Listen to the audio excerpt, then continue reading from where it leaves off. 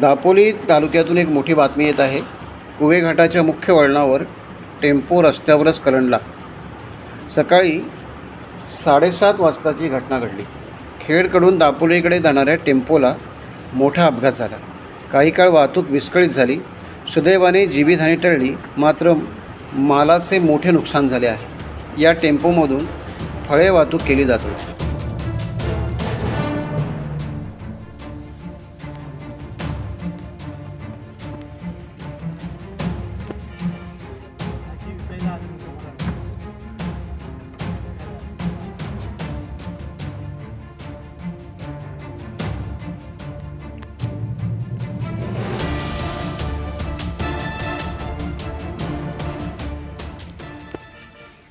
Times डिजिटलला like करा, share करा, subscribe करा आणि बेल आयकॉन दाबायला विसरू नका.